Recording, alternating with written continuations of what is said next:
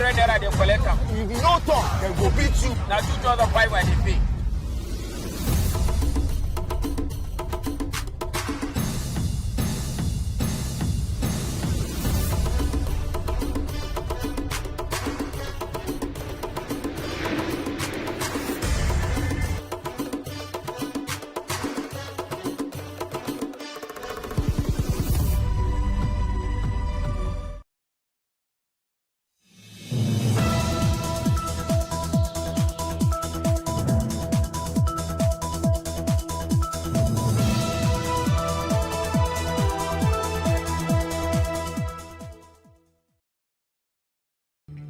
In preparations for 2023 elections, the Ohanaeze Ndigbo announces that it will present presidential candidate from the southeast.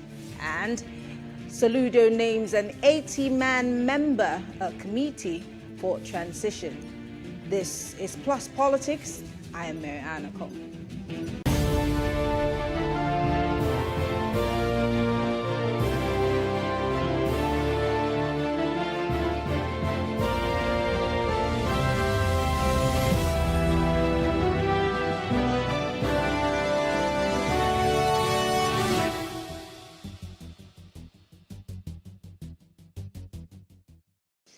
The Ohanaeze Ndigbo has indicated its readiness to present candidates from the southeast geopolitical zone for the presidential elections come 2023. The leader of the socio-cultural organization, Professor George Obiozo, noted that it's only fair for power to rotate from the north to the south, and the southeast getting it for the first time in Nigeria's history. He said the idea of the president of Nigeria from Igbo land is the idea whose time has come, and that the zone is ready to give competent and nationalistic candidates and presidential aspirants that are with the capacity to perform. He also stated that the statistics on presidency and creation of state and local government areas, as well as National Assembly, have shown that the zones deserve more. Well, joining us to discuss this is Alex Ogbonaya. He is the National Publicity Secretary of Ohanaeze Ndigbo Worldwide, and Emeka Atama, former media advisor to Ohanaeze Ndigbo President General. Thank you very much, gentlemen, for joining the conversation. My pleasure. Thank you. Thank you. I'm going to start with you, Mr. Ogbonaya. It's interesting. There have been so many questions about, the Southeast president, the Southeast, pushing for an Igbo president, even though lots of people have said, well, the president of Nigeria is the president of Nigeria, no matter where he comes from. But then what are those opinions on, the Southeast being passed over? We've heard people say that the Southeast has been given the short end of the stick. People are angry that the Southeast is not given an opportunity. But I always ask, who's stopping the Southeast from running for presidency? Thank you for this important question. I would rather say that the issue of zoning as a matter of principle in Nigeria have been there, but it became intensified with the death of Sani Abacha in 1998 when Absalom Abubakar was there. Leaders of Nigeria met together at NUC event center in Abuja. The discussion was centered on power shift. It was at NUC, it was agreed that power would shift to the south after Absalom Abubakar. And within the paradigm of that power shift, we also have power rotation. So that was why immediately after Absalom Abubakar, the power shifted to the south, with Obasanjo becoming the president. And Obasanjo, you can see, put in a lot of effort to ensure that he went back to the northern region. And that was when Umaru Musa Yar'Adua took over. After Yar'Adua, of course, he came down to Jonathan south-south. Then he went back to the north. Now they're coming back to the power shifting again to the south. Reason and experience and historical facts indicate that it is fair that it goes to the southeast. So why not that any person had deprived us in the past, but we can say we are very patient. We were patient enough and supported the southwest. We supported the north. We supported the south-south. And it is expected that all the zones in Nigeria will give us support this time around. Well, yeah, interestingly, major political parties like the PDP are saying that they're not necessarily going to include the zoning formula this time around, that they're throwing the ticket, or they may throw the ticket open so everyone can come to play. But the question I'm going to ask is, what is the Southeast doing to canvass that support that they need for them to be able to throw their hats into the ring and get the political parties to band behind them? Yeah, even as close as yesterday, it's already in the media, social media today. There was a meeting of Southern and Middle Belt Leadership Forum held yesterday here in Abuja. And at Abuja, Chief Edwin Clark presided over the meeting. In fact, the South, Southwest, and Middle Belt, and Southeast, we all agreed that the presidency should be shifted should be zoned to the South. And of course, any party that is not zoning its presidency to the South is, of course, it's a requiem as far as the groups are concerned. So every party has a winning strategy. We cannot compel a party not to zone or not to zone, but we have already made it clear that Igbos have made it clear. The Southern and Middle Belt, we have made it clear that if you don't zone the president to the South, you are your own. And you don't expect the support of all these ethnic groups. So we have made it clear. We've been going around convincing others that it is our turn. So then any party who chooses like PDP, if they... Basically, what is the spread, the structure, the ground? How much ground has Ndigbo covered in terms of, because Haneze is saying they're going to have to field or present candidates for the 2023 presidential ticket for whatever party it is, meaning that it means that you have a group of people that you're going to bring forth. Who are those people? What is the spread? Because, for example, if you say, let's say Kwankwaso, who has a spread, who has a base of sorts, what is the structure behind these candidates that Ohaneze is trying to push for? We may not know who they are. You might not want to, let the cat out of the bag. But if we were to point with our eyes closed, who would these people be off the top of our head? Thank you very much for this question. The truth is that it will be difficult for one to begin to pinpoint exactly who is vying for what until such a person expresses interest. But suffice it to say that we have preponderance of Igbo politicians in all the parties in this country. And that presupposes that at any time the party decides that they are zoning the presidency to the Southeast or the Igbo-speaking area, then people certainly will emerge from those places. But I know for sure there are people who have not shown interest because some people don't want to beat the bell before the bell is rung. But gradually, as doing on subterranean actions, subterranean movements, canvassing in different parts of the country. I'm aware of that. But you don't have to divulge their secrets because these are close to their chests. For conversation purposes, I'm just saying, for example, if we were to say, let's point out some people you think would be potentials who would be able, because anybody, basically any Nigerian can decide to say, I want to run for president. The Constitution allows for that. But I'm talking about the kind of person who would be able to have a handshake across the Niger. You know what I mean? Someone who would be able to get the votes of not just those in the Southeast, but in the South, in the Southwest, in the North also. Who are can you give us an idea of people who are like that in the Southeast? Now, it will be interesting to know that basically, Ndigbo are known to be detribalized. In other words, if you go to any part of this country, you must find people from Igbo extraction in those places. So they don't have any problems in terms of connecting with other parts of the country. But if you have to be specific, there are people who have pedigree, and Nigerians know them. By the time they come out, you'll find out that they have what it takes to make this country go on the right path. Interesting. Before I go back to Mr. Bonaya, let's look at the issue of, the call for this southeastern president. Like I said, the South is big. We have the Southeast, we have the South-South, and we have the Southwest. Recently, Ohaneze was fuming over the fact that former Lagos State Governor Bola Ahmed Tinubu indicated an interest in running for that same ticket on the platform of the All Progressive Congress, even though he says he's still consulting.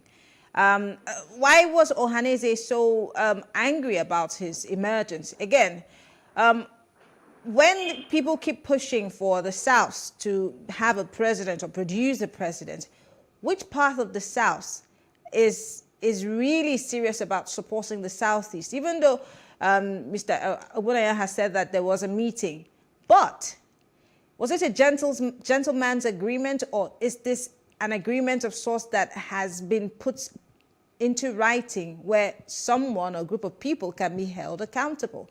Or is this just one of those gentleman agreements? Is that to me? Well, it was for Mr. Tama. Oh, I thought you were talking to Chief Omonia. Well, anybody can answer, yeah. Well, I don't think, I didn't get that question quite well because you called Omonia when you were asking the question. Let me see. The point is that even if you talk about the Constitution, Convention, or whatsoever, it's always written in the mind. That's why we say the spirit and letters of a Constitution. So what we call agreement is an agreement. And of course, we call it gentleman agreement. But the point is that since a long time now, such agreements have been binding on all the participants. It was binding on us while we produced Obasanjo. It was binding on Nigeria where we produced Yaradua. Also binding on us when we went to the South. And binding on us all day, now we went to Buhari. Now they're supposed to be binding on us. So Nigerians are good, as a matter of fact, they are good in keeping arrangements. But at any rate, when we talk about Alfred Ferre, we talk about Ohaneze, we talk about Middle Belt, we talk about gentlemen, of integrity who are prepared. Adebanjo, such is the leader. Someone Clark. These are men of integrity. When they take a stand and position, you can go to sleep. So as a matter of fact, that understanding is very strong and very comfortable with it. I'm sure it will lead us somewhere. So this is the other thing I want to point out. There's this collective conscience that you find in Nigeria. By collective conscience, what do I mean by that? At a point, there was something like a 10-year allegation. Collective conscience worked against it. It didn't work. At a point, Abacha wanted to transmit himself. Collective conscience didn't agree. I can go to the name circumstances where people's conscience, collective conscience, weighed against the very intention. But do those consciences back in the day, do those consciences actually equate to anything today? Remember that politics the politics of yesterday is not anything to compare to the politics of today. The spiritual component of man is there. It's always the countervailing force that doesn't allow the society to go that bad. At any point, we have bad people and good people. Good people always overweigh the bad in number. So that is what we are saying. That conscience is still there. That agreement is still there. And I'm very comfortable with, by the time Alfred Ferre began to say it by themselves, he turned on the southeast, the Middle Belt began to say it by themselves. The South side began to, led by Chief Edwin Clark, began to say, what else are we looking for? And the political parties, you can see what is happening in APC. APC has, in one word or the other, zoned the chairmanship of the party to the north. That is an indication that they are thinking towards south. The PDP themselves have zoned the chairmanship to the north. It's also an indication they are thinking towards south. Its national convention. Let's not forget that's going to happen. No. I know, but if you look at the people coming out, there's nobody from south is contesting. From south we contesting chairmanship of the party. But from the parents and those the key players now for that, you will know where the mind of people are going. So that is what I mean by collective culture. Eventually it will come to pass. Okay. Back to you, Emeka. let's look at the unity of Ndigbo here. That's another thing that's on the table. It's mostly a subject of conversation as to how united Ndigbos are when it comes to picking a choice candidate, banding behind a candidate. The emo, now it's happening in Ebonyi, and it's spreading like wildfire. Where is the unity? They said that they were backing a particular candidate because of his perceived political program of structuring, and they went to the hills to prove that point. So I don't have any fears whatsoever. Ndibo have always been united. And one good thing about Ndibo is that once they are determined to go out for something about anything, they go for it and go in a united front, and they face it with all the arsenals, if you like, or whatever they have to pursue that one objective. And if you look at it again, you find out that Ndibo have been the uniting spirit of this country. They have been the people that have been keeping this country united, as a matter of fact. Because you hardly see anybody from any other part of the country come to Igbo land to take up land, buy land, erect structures, companies, and all that. But Ndibo, right in Lagos, right in the north, all parts of the north, they are there. And they will go there, study themselves, get in contact with the owners of the place, remain there and unite themselves. And wherever they are, remember they always have a time union in operation. And these time unions have roots in their original homes. So Ndibo have the channel of communication that ensures that there is unity of peoples in all they undertake in life. So I don't think there's any iota of doubt about Ndibo being united. Back to you. Yeah, I think, okay. Let me add to that. Go ahead. Obonia speaking, let me add to that.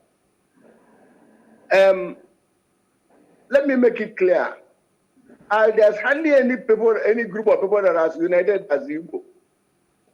There's hardly any group of people that are united. Okay, during the time of MPP, you saw all the Igbo united in MPP. When Ekweme contested, you saw all the Igbos united in Ekweme. Even when Peter Obi contested with Atiku Abubakar, you saw all the Igbo united in Peter Obi and Abubakar. When it was Goodluck Jonathan, you saw all the Igbo united in Goodluck Jonathan. What else are we talking about unity? Even this, what we call sit at home, and this, you see unity in the sit at home. So there's no group in any place you find the Igbos, you find this town union meeting like my brother appointed out with organic unity. You know, so there's no. If an Igbo dies in North Pole or South Pole, any part of the world, you see people united to bring the corpse home. So when they talk about unity, those who do not understand the Igbo character, the point is that when we are convinced, when you're able to convince the Igbo where you are going, they are united behind you. So they can show that republicanism, you know, but when you convince them, this is what they are going and why are they so, they'll keep behind you. So Igbos are so united. And you see that unity, this quest for Igbo, for president from Igbo land, president of Nigeria, from Southeast. You see the quest. We are united in it. I hope you understand. Interesting. So I just want to demonstrate the point already made by my brother. We are so united. They also mentioned about violence. Yes. Let me tell you. I was going to talk about that violence thing because about 4 days ago, I was in my house listening to Radio Nigeria. They said 200 people were killed in Zamfara State. 200 persons. Yes, I listened to radio also, social media. How many hundreds that were killed in Benin State? I think relatively, the Southeast is still, the violence level in Southeast is not as high as in other states. But the point that that is not even the Southeast. Collapse of security architecture, you know, in Nigeria, which a lot of Ohanese have made it clear that there should be multi-level security architecture in the federal system. But there's a bubagu, there is a bubagu that was put together by the No, what I'm talking about generally in Nigeria, there's a collapse of security architecture in Nigeria as a whole. That's why I can hear 200 persons killed. If you listen to this outside Nigeria, if you're outside Nigeria and see 200 persons killed, they'll be scared of the kind of people we are. And it's like that every day, everywhere. Of course, the collapse of the security architecture. So when we talk about in any federal system, go to India, go to Canada, United States of America, there's always multi-level security architecture, not even federal or state or local. You come to a university, still define their own security within the university. So it's a multi-level security architecture. But when you but Mr. President was being interviewed recently, and the issue of state policing came up, and he said, you know, a big no to the idea of state policing. But what you're insinuating here is the fact that we need state policing. We need to be able to dismember that power at the center and make it a regional thing. But the president is saying no. So how do we deal with the insecurity if you're saying that there is some form of breakdown, you know, in security apparatuses around the country? That question for me? Yes. It's a matter of willpower. It's a matter of willpower. And of course, I have advocated sometimes that Nigeria should have to go to training to understand the real meaning of federalism. You know, we are not practicing federalism. This is a unitary system of government. So, for example, we mentioned the Bubago why that they are not been able to roll out the Bubago. The point that some governors are not yet convinced that because of the structure, governance structure, some of these things make it difficult. But the moment it becomes this philosophical framework of the government, that this is how it's supposed to be, both the federal and everybody will join in making sure that we have such multi-level security architecture. What they are saying. So the point that you are having, it's telling here, there, and there, because the federal government has not yet convinced on the way to go. On the other hand, they have poor understanding of what you mean by federalism. The only federalism, only in Nigeria, you find this kind of lopsided federalism, or what they call unitary federalism. You don't have to practice federalism. There's no part of the world that you find federalism like this. So it's a matter of willpower to take the right decision for the right, to achieve the right result. Okay. So that's it. Back to you, Emeka, you wanted to come in. Yes, Emeka. But before you answer, I just want to toss something from him to you, so you just added to that. He's saying that the governors in the Southeast are yet to agree thoroughly to rolling out a Bubago. It takes me back to the issue of unity and unity of purpose in dealing with issues head-on for every other person to take the Southeast seriously. So go ahead. Yeah, I was going to talk about that issue of security because if you remember, in 2019, the election was, that was 2019 years, election was postponed for some weeks because of insecurity in some parts of the country. But that did not stop the election totally, after all, because the final result that came out indicated that even that part of the country where there was insurgency and a lot of unrest provided probably one of the highest votes for the incumbent president. So anybody's ascribing insecurity to the Southeast as one of the motives for not allowing the presidency to come to the Southeast is probably looking for something else. He's not being honest to himself and not being historical in analysis of the security situation in the country. Like my brother put it, the security architecture in the country, everybody knows, has collapsed. And all we are doing is to find ways of circumventing, of avoiding some of these things. And to a large extent, again, you find out that even the group that is said to be responsible for the insecurity in the South is saying clearly, very, very clearly, that they are not responsible for it. There are some people, some bad elements, some people are engineering what is happening to give a dog a bad name. Who do you think the people are? Those who you think are engineering this? Who do you think they are? Do you think they're in the government? Do you think that they're politicians? What exactly do you think their end game is? If you think it's being engineered by people or outsiders? The possibility is there that some people who don't want the presidency to come to Southeast are engineering it. It's possible. Because if you make the place ungovernable, it gives the impression that those people are not serious about what they're agitating for, and therefore should not be allowed to produce what they want to produce. So I'm not ascribing it to any particular person or area, but all I know is that it's not impossible that some people are behind what is happening for political reasons. And it's a matter of fact. Engineering this, and it's not going to be in the best interest of the people. How do you educate them to understand that? You know, before the election that produced Professor Soludo in Anambra State, There were skirmishes. There were some violence here and there. Remember, at a point, the election was even threatened. At a point, people said there wouldn't be election. But what did the leaders of thought in Igbo land do? We had meetings, convinced people the need for election to hold in Anambra. Just about 4 years ago, with the second turn of Obiano, some group of people said there wouldn't be election in Anambra.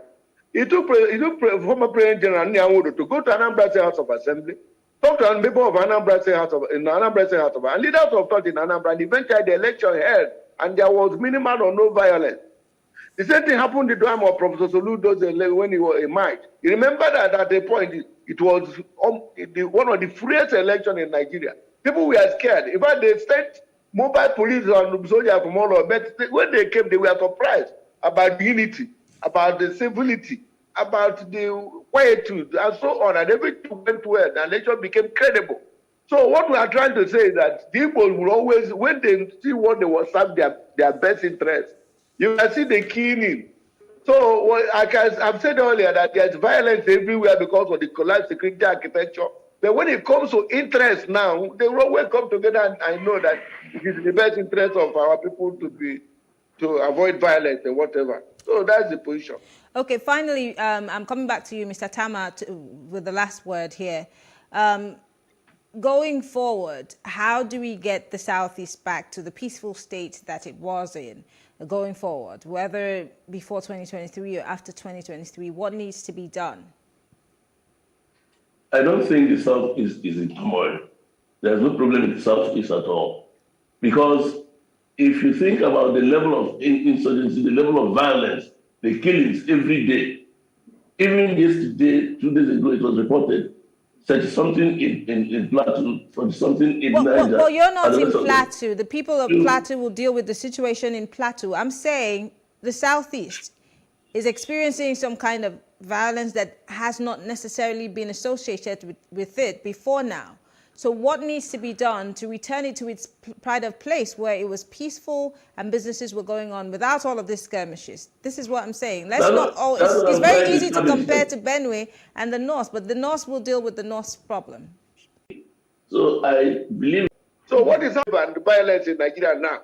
So the important thing is for the army, to police and all, to wake up to their responsibility. We as civilians cannot tell you how it is the privilege of the state. When you talk about need for a state, is to make sure that the monopoly of violence rests in government. But when the monopoly of violence is when the violence is no longer within the monopoly of the government, it's a collapse of the system. So the best way for police, army, and the military to come up on board and make sure that they control the system the way it's supposed to be. It's not really the responsibility of a civilian like me and my brother to begin to talk about how to control, how to avert violence. Okay. So the security agency will rise to the occasion. Thank you. Okay. Well, I want to say a very big thank you to you, gentlemen. Alex Ogbonnia is National Publicity Secretary of Ohaneze Ndigbo Worldwide, and Emeka Tama is a former media advisor to the Ohaneze Ndigbo President General. Thank you so much for being part of the conversation. Thank you very much. All right. Thank you. Thank you so much. All right, up next, we will be taking a look at the 80-man committee set up by Chukwuma Charles Soludo as he gets ready for the transition into the next administration. Stay with us. We'll be right back.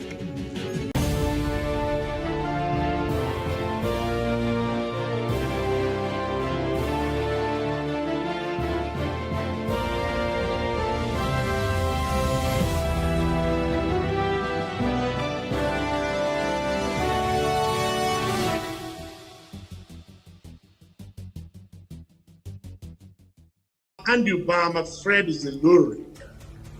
In this case, there is nobody supports him. The international community monitored the election, and the international community represented by the EU and UK delegation is quite impressed about the processes and the outcome. The media, both local and international, were there. They were quite impressed. A lot of civil society groups were impressed. And all the political parties, including the APC, starting with the national leader of the APC, President Muhammadu Buhari, who has not only congratulated the winner, but it says he's looking forward to working closely with Professor Soludo towards the development of not just Anambra State, but the entire Southeast. You know, obviously, with what the Boko Haram started, that has now graduated to the advanced level, even the name of the group suggests to you that there is a hyper intolerance to holding divergent religious belief. Islamic State of West African countries. And what is the intention? To establish the Islamic Caliphate. So that means they are not willing to accommodate other religions. And it's not fair, really. Nigeria has such a rich heritage. It has such a rich history. We have another project, a really large one, in Epe. That's my culture. Preserving the Ajebu Kingdom. And there was a series that's Ekpe. Okay. Ekpe, exactly. And preserving sort of, the canals that are around and really defining where they are as well. And we're going to be doing that with LiDAR technology from the air. The truth is that the state government is just looking for a diversionary measure. They want a situation where people can be distracted from the real issues, so that questions can not be asked about what our pensioners are passing through since the last 2 years of this administration. They don't want people to notice that civil servants have been passing through one verification or the other since the past 2 years. They don't want anybody to ask about what is happening with the local government funds and other maladministration that is happening. That is why they are using Ihedioha as a distraction. And unfortunately for them, the people are not buying into that. Imolites are wiser. They have shown that they know what is happening, and they have shown that they cannot be deceived. The truth and the reality of the matter is that all Nigerians can't leave the country. In as much as I hope and wish that can happen, it's still our country. And we have to deal with this. We have to keep on fighting. We have to keep on hoping. We have to still try and make our leaders accountable. Yes, there's despair amongst young people, especially with the way government is denying it. But there's some small glimmer of hope where another government, Lagos State government, released this report. We operate a federal system, and Lagos is a federating unit of Nigeria. So there is still hope. Just because some people at the center are denying it doesn't necessarily mean it didn't happen. It doesn't mean there won't be restitution. It doesn't mean that justice will not be served. We are hopeful, so we're not going to lose hope. We're happy that this happened because it means that there's some small hope. It actually gives us a sign of hope that things might change. You're able to afford this. Difficult to educate a hungry man. It is. You try to educate them. You tell them that don't sell your vote, this, that. And say, Marianne, you're right. I know. But you see, that election comes. The person is hungry. You've educated her. You're coming to work, you're busy every day. Then that person going for reps or assembly comes to her 2 days before elections. Gives them money and says to them, on election morning you get 2,000, and after the votes have been counted, come over, you'll get another 2. And you now come out, you've been to work, you won't even be there, you'll be reporting on the day of the elections, and the person comes out again and says, Mama, don't forget to vote your conscience. What conscience? But again, how many people are really interested or even have the knowledge about what's happening within the budget? We hear about the budget hearings, the presentations that are being made, but the average Nigerian is worried about the price of food in the markets, the price of gas that might be 10,000 naira next year, and all the other simple things. So which Nigerian, other than you and I and a couple of us who are interested in what's happening within the budget, would be questioning